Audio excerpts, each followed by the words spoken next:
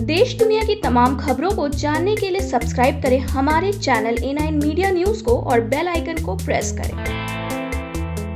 केंद्र सरकार द्वारा पास किए गए तीनों कृषि कानून के लागू होने पर सुप्रीम कोर्ट ने रोक लगा दी है। कोर्ट ने मंगलवार को ये फैसला सुनाया। साथ ही अब इस मसले को सुलझाने के लिए कमेटी का गठन कर दिया गया है। इस कमेटी में कुल 4 लोग शामिल होंगे। यह कमेटी मामले की मध्यस्थता नहीं बल्कि समाधान निकालने की कोशिश करेगी। सुप्रीम कोर्ट की ओर से बनाई गई कमेटी में भारतीय किसान यूनियन के भूपिंदर सिंह मान, शेतकारी संगठन के अनिल धनवंत, कृषि अर्थशास्त्री अशोक गुलाटी और अंतर्राष्ट्रीय खाद्य नीति अनुसंधान संस्था के प्रमोद के जोशी शामिल हैं। ये कमेटी अपनी रिपोर्ट सीधे सुप्रीम कोर्ट को सौंपेगी। जब तक कमेटी की रिपोर्ट नहीं आती है तब तक कृषि कानूनों के अमल पर रोक जारी रहेगा। सुप्रीम कोर्ट ने 4 सदस्यीय कमेटी में भारतीय किसान यूनियन के नेता भूपिंदर सिंह मान को भी शामिल किया है। आंदोलन कर रहे किसान संगठन की माने तो भूपिंदर सिंह मान पहले ही कृषि कानूनों का समर्थन कर चुके हैं। कृषि कानूनों के खिलाफ प्रदर्शन कर रहे संगठन क्रांतिकारी किसान यूनियन के दर्शन पाल ने बुधवार को कहा कि मैं भूपिंदर सिंह मान को जानता हूं। वो पंजाब से हैं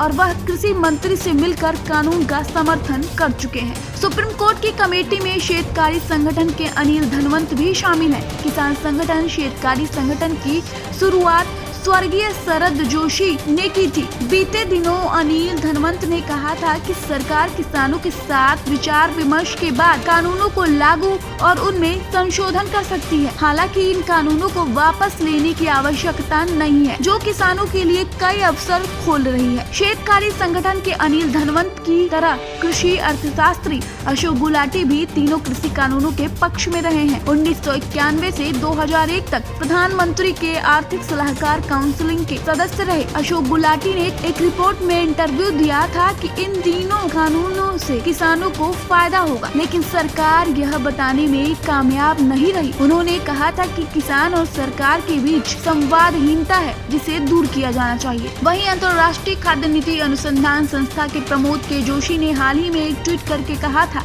हमें एमएसपी से परे नई मूल्य नीति पर विचार करने की आवश्यकता है। यह किसानों, उपभोक्ताओं और सरकार के लिए एक जैसा होना चाहिए। एमएसपी को घाटे को पूरा करने के लिए निर्धारित किया गया था। अब हम इसे पार कर चुके हैं और अधिकांश वस्तुओं में सरप्लस है। सुझावों का स्वागत है। आपको बता दें कि मंगलवार की सुनवाई में किसानों की ओर से पहले कमेटी का विरोध किया गया और कमेटी के सामने न पेश होने को कहा। हालांकि सुप्रीम कोर्ट ने कड़ा रुख बरता और कहा कि अगर मामले का हल निकलना है तो कमेटी के सामने पेश होना होगा। अब हर मसला कमेटी के सामने उठाया जाएगा। सुप्रीम कोर्ट ने भी साफ किया कि कमेटी कोई मध्यस्थता कराने का काम नहीं करेगी, बल्कि निर्णायक भूमिका निभाएगी। कमेटी कानून का समर्थन और विरोध कर रहे किसानों से बात करेगी। दोनों पक्ष को सुना जाएगा। सुप्रीम कोर्ट ने कहा कि वो कानून सस्पेंड करने को तैयार है, लेकिन बिना किसी लक्ष्य के नहीं। सुप्रीम कोर्ट ने यह भी कहा कि अगर किसान समस्या का हल चाहते हैं तो उन्हें कमेटी में पेश होना होगा। A9 मीडिया से शिवांगी शुक्ला की रिपोर्ट।